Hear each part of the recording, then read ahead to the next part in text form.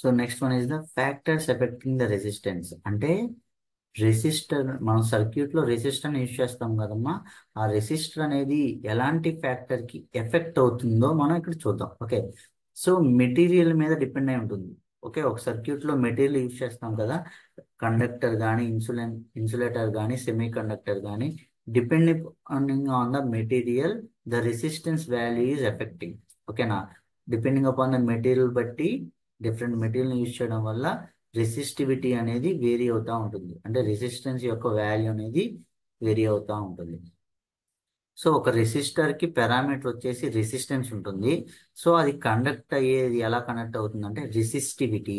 So దీన్ని మనం symbol వచ్చేసి పిఎం, పితో ఇండికేట్ చేస్తాం. ఇలా కొంచెం క్రాస్ గా రాయాలి. This is the symbol for resistivity. దీన్ని మనం రో అంటారు. ఓకేనా, అర్థమైందా అమ్మా? సో రెసిస్టర్ ని ఏ ఫ్యాక్టర్స్ ని ఎఫెక్ట్ అవుతాయంటే డిఫరెంట్ మెటీరియల్ యూజ్ చేయడం వల్ల మనకి రెసిస్టివిటీ అనేది వేరీ అవుతుంది.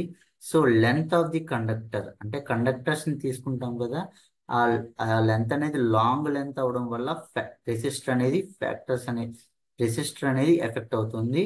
నెక్స్ట్ దాని యొక్క ఏరియా, క్రాస్ సెక్షనల్ ఏరియా వల్ల కూడా రెసిస్టర్ అనేది ఎఫెక్ట్ అవుతుంది.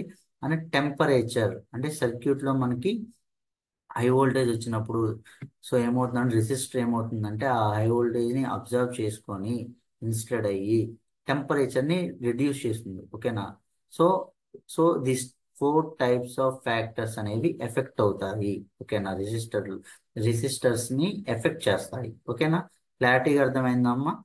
So first one is the materials, length, cross sectional area and temperature. These 4 coefficients or factors are affected to resistor. Okay now.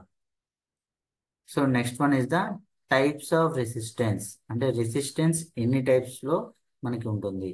So first one is the static resistance and dynamic resistance. What is mean by static? Static అంటే ఏంటంటే constant resistance value. Second one is the dynamic resistance, changes with voltage or current. అంటే dynamic resistance అంటే change అవుతూ ఉంటుంది, అది voltage అయినా అవ్వచ్చు, current అయినా అవ్వచ్చు.